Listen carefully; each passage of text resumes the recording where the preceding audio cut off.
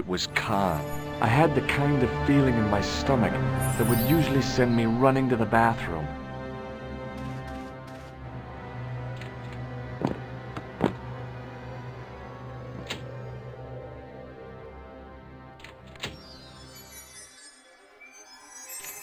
As Khan opened the wardrobe, I was sure I was dead. But he grabbed his pants quickly and didn't even see me. I didn't usually spy on men getting changed. But this guy was a killer, and I didn't want any surprises. He left his checkered pants on the bed.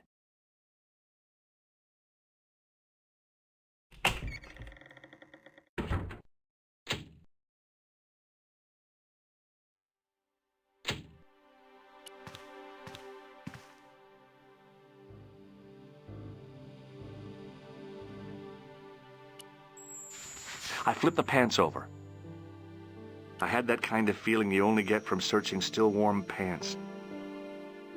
I found an ordinary matchbook. No matches, no clues. But as I pulled it from the pocket, a strong thread came with it. A thread with a metal tag on the end. I pulled on the metal tag and the thread came out of the pants. It was like pulling out a ripcord. The pocket was empty. I found nothing in the pocket. I turned the pants over again.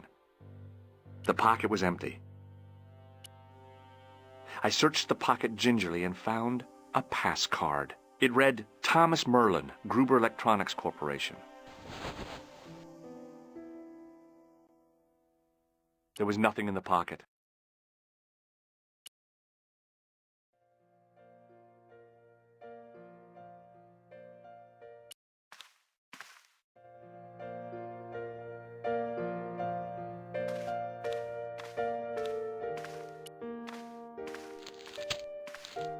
Hi, ma'am.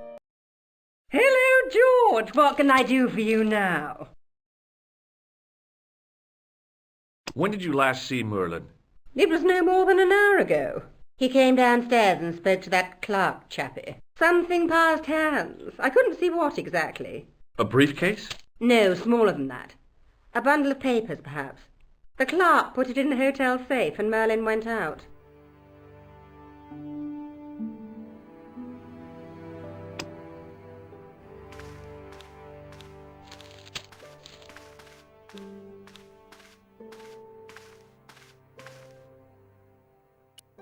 What now, monsieur? I'd like to retrieve something from your safe. Ah, oui, monsieur. May I see some form of identification? Like what? A driving license, perhaps? I don't drive.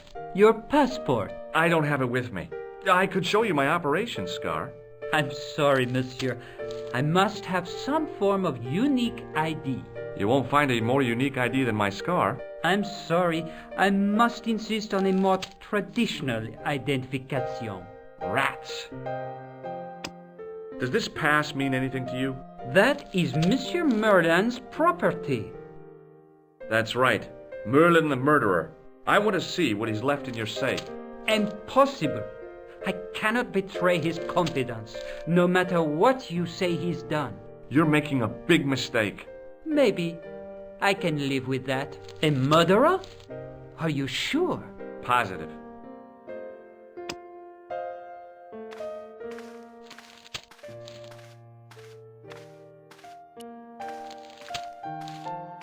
Hi, ma'am. Hello, George. What can I do for you now? I found this pass in Merlin's room.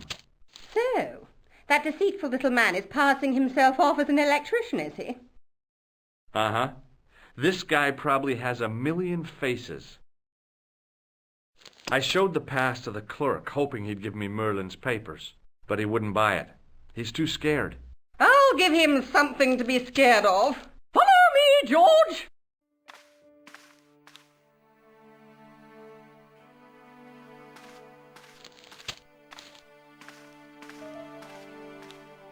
Did you place a package from Merlin in the hotel safe? I did, madame. And did my friend here show you Merlin's identification? Indeed he did, but What's the problem? he isn't Merlin. A mere academic detail. Give him the package. But that is against the law. I happen to be a justice of the peace, you silly man. I am the law. If he tries anything, shoot him, George. My pleasure, Lady Piermont. One moment, please. You know, I haven't enjoyed myself this much since Greenham Common. I don't know what I would have done without you, Lady Piermont. Voilà, monsieur. Le manuscrit de Monsieur Merlin. Thanks. How satisfying. An Anglo-American alliance that actually worked. The clerk had given me a tightly rolled sheet of parchment. I decided not to unroll it until I was safely back in Nico's apartment.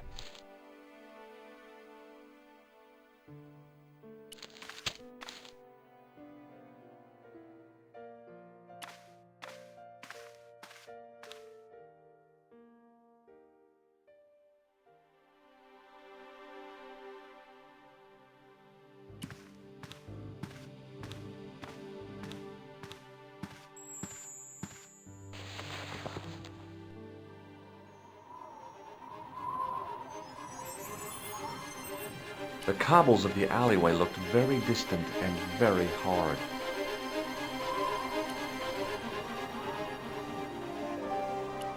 It was the ancient manuscript which Khan had stolen from Plantar. I knew this was no way to treat an ancient manuscript, but I couldn't let it fall into the hands of the goons waiting outside.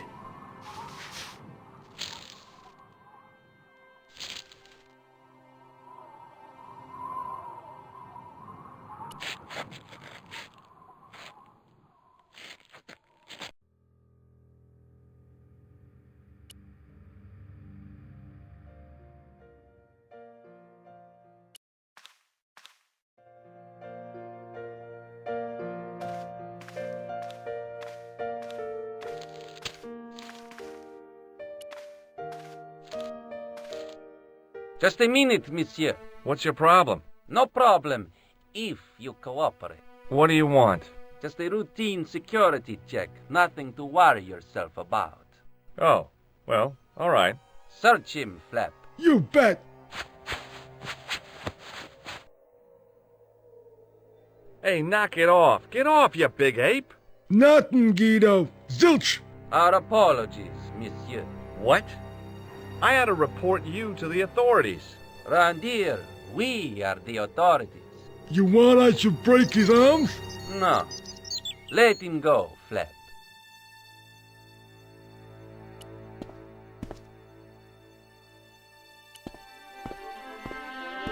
If the manuscript was what Flap and Guido were after, they were going to be disappointed. I couldn't wait to get back to Nico's apartment and check it out.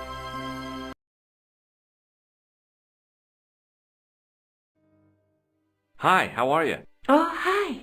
Come in, George.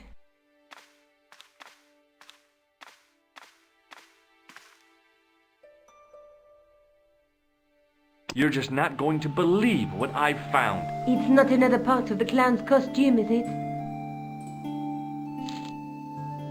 It's a medieval manuscript.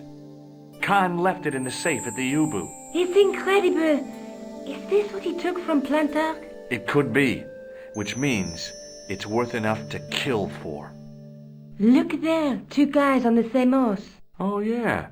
Maybe they couldn't afford one each. What of it? Have you ever heard of the Knights Templar? Their official seal was an image of two knights sharing a horse. Whatever this manuscript means, it's connected with the Templars. How come you know about these knights? I learned about them while writing an article on the Crusades.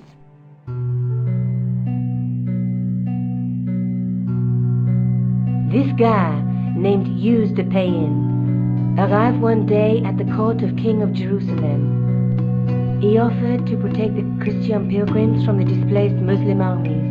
The king would be able to guarantee safe transit to Christians in the Holy Land.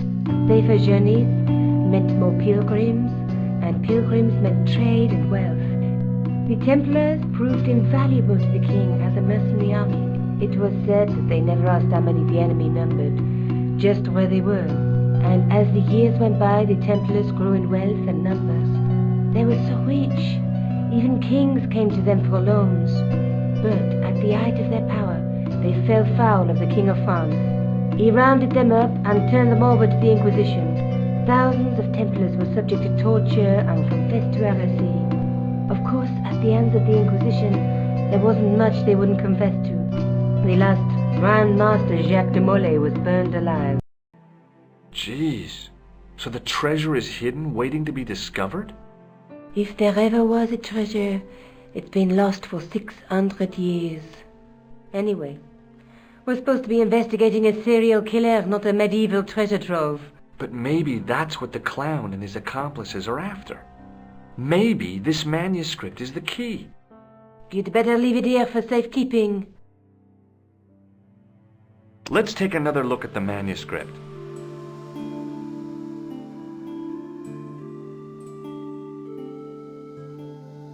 There's a guy working on a loom. He's weaving a carpet or a tapestry. Or a duvet cover. It's a clue to a place, I reckon. Somewhere famed for weaving and ships. Where folk live in barrels? It beats copper boxes. There's a guy with a sword and a bull. The only mythological bull I know of is the Minotaur, but he was only half bull. I don't think I'd like to be half a bull, even if it was the bottom half. What's that object between them? It looks like a gem on top of a tripod. Look there, two guys on the same horse. There's a woman looking at her reflection in a mirror, but the reflection has 3 hideous faces. She reminds me of the wicked queen in Snow White. She was the one who said, "Mirror, mirror on the wall," wasn't she? She made me cry so much when I was a kid. Mom carried me out of the movie theater. She didn't frighten me in the least. Like I said, I was only a kid. I didn't like the crocodile in Peter Pan either. A knight with a crystal ball. Now, there's something written on the scroll beside the knight. Yes, but it's written in Latin. Per disciplinam mea lux videbis. By my teachings, you will see the light. You speak Latin? Where did you learn a trick like that? A trick? I studied law, okay? I can read Latin. My, you're touchy. Tell me that again. Let's face it, we need help, George. Someone who knows about these things. Who do you suggest? Indiana Jones? I know a guy who specializes in medieval studies. His name is Lobineau. Huh. Some stuffy old fossil who gets horny over ancient relics, I suppose. Far from it. André isn't the stereotypical professor you have in mind. Where can I find this Lobineau guy? At the Kroon Museum. I'll give you the address.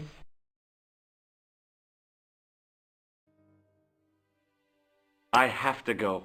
Okay. Don't forget to look for Lobineau at the Kroon Museum.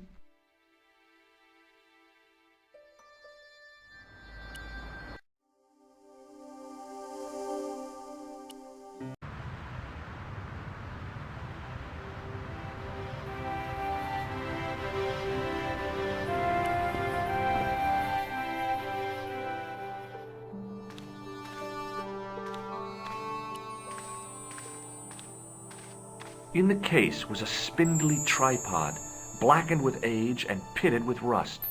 It was identical to the tripod pictured on the manuscript. A notice identified it as 15th century from Western Ireland. It had been found in Loch Marne at the site of a Knights Templar preceptory. Ireland! What's that? This tripod was found in Ireland. I will have to ask you to keep your voice down. I'm sorry, I was excited.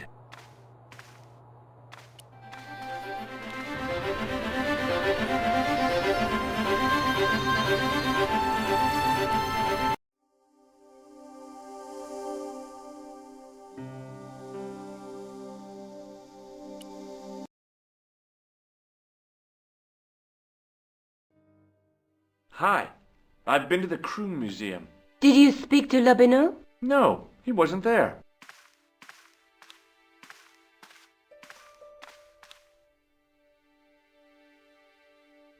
I found the tripod. Where? In the museum. It belonged to the Templars. It was dug up in Ireland at a place called Loch Marne. I have heard of Loch Marne. I read an article about the castle. Take a look for yourself. A popular gossip magazine? You read that rubbish? No, I write it. Professor Nigel Pegram, excavating the medieval castle at Lochmarn. That's strange. What? He resigned his chair at Durham University in order to devote his time to the excavation. Not only that, but he canceled the filming of a 4th series of his popular television program. This site at Lochmarn must be awful important to him. He's a professor of history. They're all cuckoo. All the same, I'd like to talk to this Professor Pegram. How do you feel about a trip to Ireland? Disappointed. Huh? That I won't be going. I want to follow up the Bellotta case. If you really think Pegram's gem is important, why don't you visit Lochmarn? On my own? I'm not so sure about that. Where is Ireland exactly? I have to go. Okay, I'll see you later.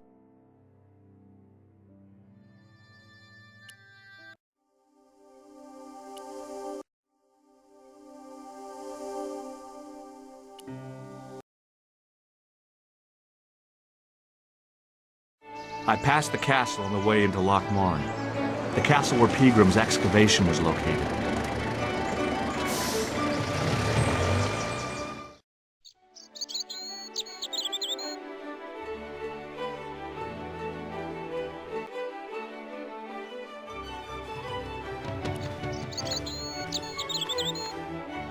I tugged at the plastic cover, but it didn't move.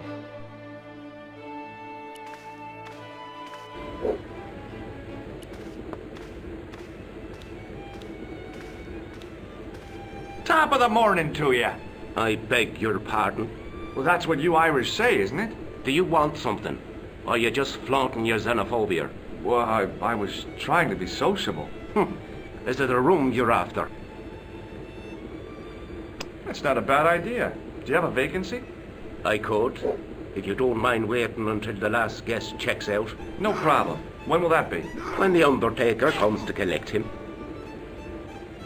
Have you served any, clowns recently? No, you're the first today. Do you know a man called Pegram? Indeed I do. Are you a friend of his, by any chance? Oh, no. I'm just trying to track him down. Me too. That son of a bitch should be locked away. Did Pegram stay here? Yes, he did. 6 nights plus breakfast. I'll try a glass of beer, please. Is this your first pint of real ale? Well, I guess so. What's real ale, anyhow? Beer that's brewed from natural ingredients to traditional methods. It shouldn't be kept under pressure or refrigerated. And finally, it should have a good body and distinctive character. In other words, it's flat and worn with bits in, and it makes you fall over.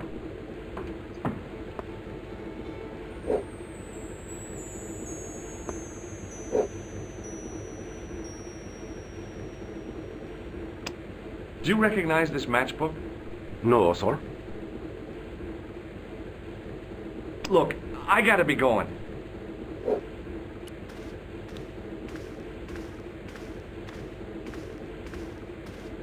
Hi there, old-timer. What?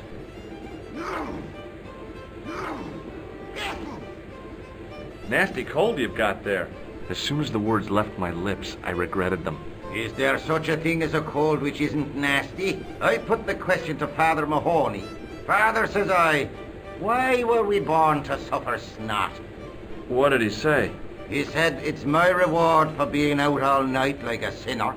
Pious prig. Anyway, this is no ordinary cold. 'Tis the hay fever. Pollinosis? Thank you. You're not a policeman, are you? Excuse me? Police? No. I'd know it if you were. Can I buy you a beer? Very kind, I'm sure. But I don't drink the stuff Leary sells. What's wrong with it? I've seen what it can do. Can you tell me how to get into the castle? Don't even think about it, me bucko. Lochmarn Castle is haunted. Ghosts don't bother me. I still want to visit that castle. You can't. It's not open to the public.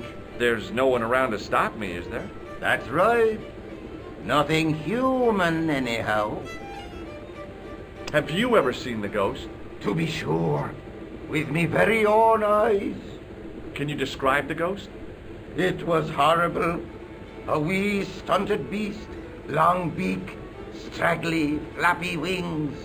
Are you sure it wasn't a wild animal? A rabbit or a skunk or something? Skunk? In Lochmarn? That'll be the day. No, that was a ghost, to be sure. Do you know Pegram, the archaeologist? That's the scrawny fellow who was poking around at the castle, isn't it? No, I don't know him. What's that you're making?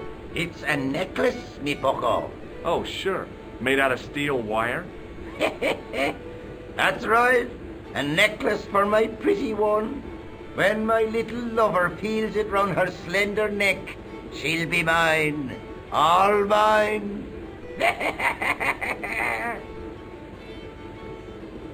I'll see you later.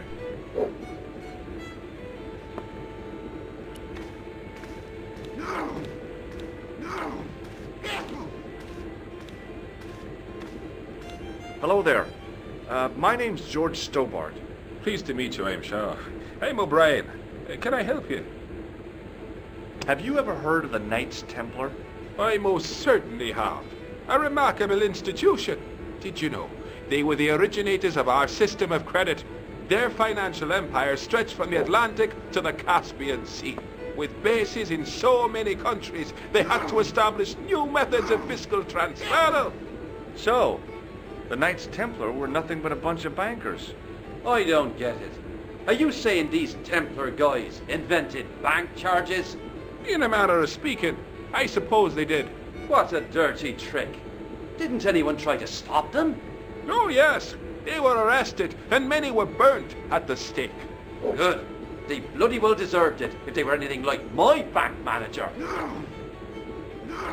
What can you tell me about the castle, Mr. O'Brien? It's a fine sight now, isn't it? Dates back to the 10th century, you know. Most of the existing building was added much later, of course. Are the ruins open to the public? Oh no, it's much too dangerous. Anyway, there's nothing of interest remaining. Can you tell me about the tripod which was found at the castle? Now there's a bone of contention and controversy. It was dug up by an Englishman of the archaeological persuasion. Who was this Englishman? Professor Pegram, the same man who dug up the gem. Do you know where I can find Pegram? You're too late to meet that fella. Is he dead? Not that, but he's gone from the village. A sore point with our esteemed host, I might add. Do you know where Pegram is gone? I'm sorry, but I don't. He upped anchor in the dark and shipped out before the dawn. Why did he do that? Who knows? A guilty conscience or a secret assignation. Whatever the reason, he'll not be missed in Lochmarn. Maybe now the fuss about the gem has died down, we can get back to normal. What can you tell me about the gem which Pegram found? Now there's a gem which should never have been taken. A man would have to be full of greed to covet that stone. What's your interest in the jewel? You're not a reporter, are you? Oh no. Thank the Lord for that. How can I get into the castle? But those walls were built specifically to stop people getting in, Mr. Stobart. But I dare say you'll find a way, if you've the will.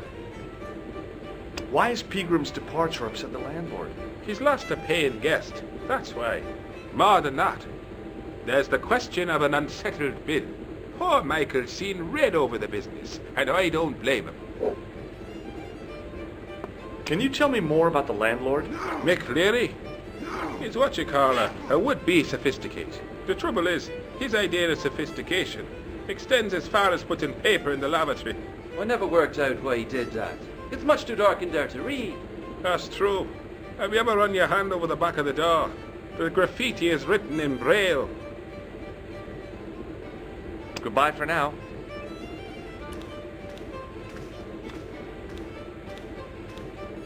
My name's George. Pleased to meet you, mister. My name's Fitzgerald. What can you tell me about the castle? There's nothing there. Just an old ruin. How old? I really couldn't tell you. Have you ever explored the castle yourself? I used to play there sometimes, when I was a kid. Then one of the little ones fell off the wall, broke his head and died. We didn't go there anymore. You haven't been up there recently? No. Do you know Professor Pegram? He's the archaeologist, isn't he? That's right. Did you work at Professor Pegram's dig? What gave you that idea? Can I get you another drink? Oh, no thank you. I shouldn't be drinking at all. I'm on tablets for my nerves. More than a pint and I'll pass out.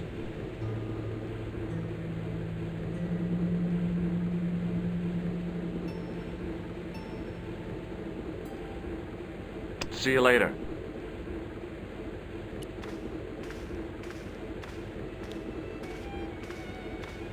Excuse me.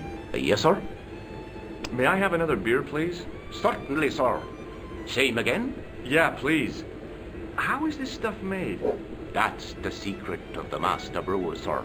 Each barrel is lovingly manhandled in time-honored fashion, suspended on skillfully tied ropes of the finest hemp, lowered into the cellar, utilizing the forces of original gravity, like manna from heaven.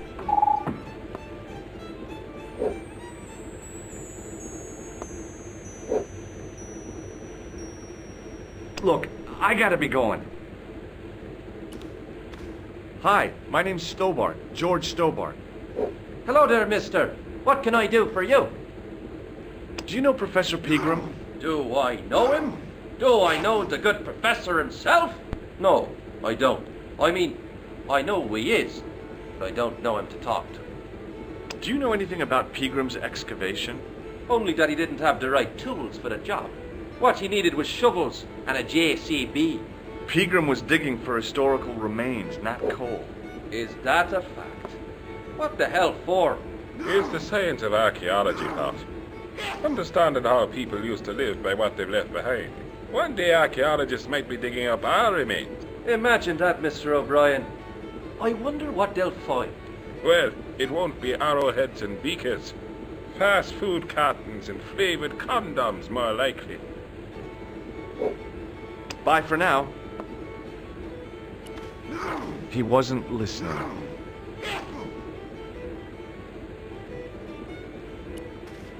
Hey!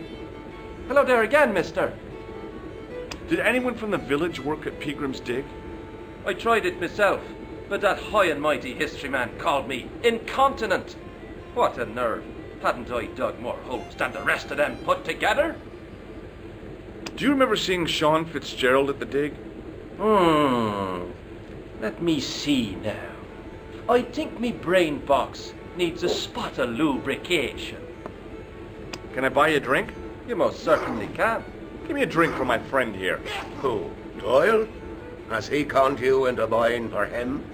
Shame on you, Patrick. Same again?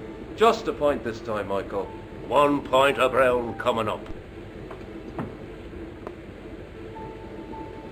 Do you remember Sean Fitzgerald now? I can picture the scene as if it was only last week. Come to think of it, it was only last week. Fitzgerald was there all right. Him and a bunch of students. He was speaking with the boss man. Can you tell me anything about the castle on the hill? Oh, I don't know much about anything. You should ask Mr. O'Brien here. He does joined-up writing. Would you be one of them history fellas yourself? That's right. Professor Stobart, Miskatonic University. You're an archaeologist, and you're asking us about the castle. Excuse me, Mr. O'Brien. The gentleman was talking to me. How come you didn't leave with the others? I didn't know they'd gone. Oh, yes. Packed their spades and shovels and away they went. Seems I missed all the excitement. What excitement? Bye for now.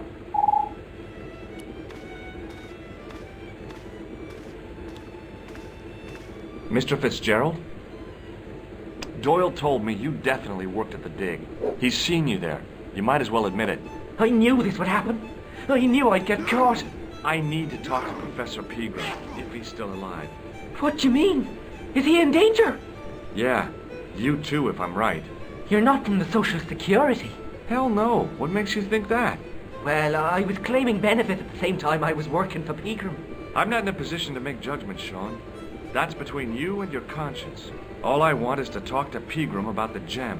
But he's not here. I know that. But he left that package with you, didn't he?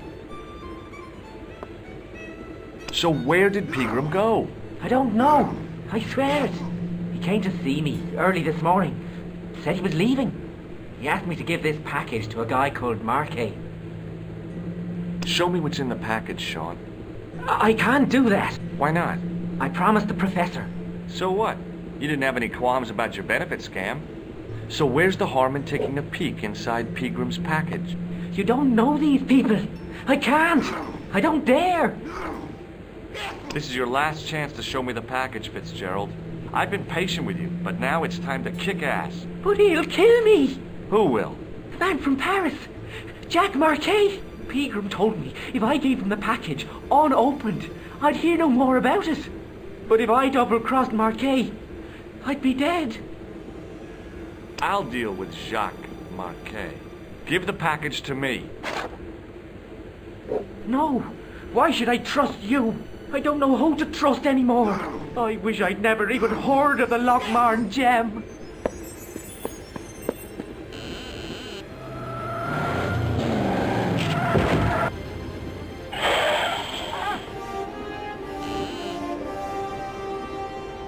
Hey, I just seen a big red... Get out of here, Maguire. Come back when you're old enough. What's the lad howling about? A big red sports car. Sean Fitzgerald's been runned over. Get out! Noisy little tyke. Maybe you should send out some medicinal brandy maker. Oh, yes. And who's going to pay for it? Not me. Me too, neither.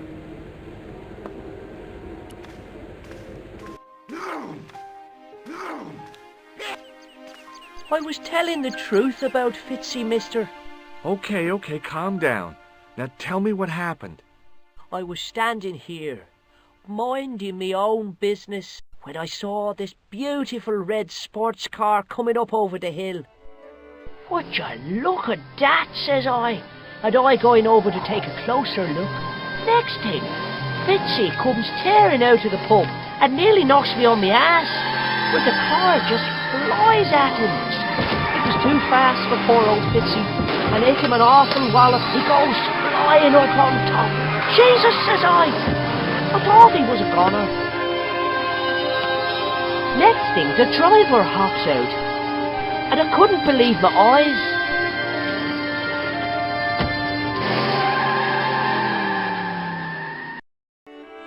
He was dressed like a bloody pixie.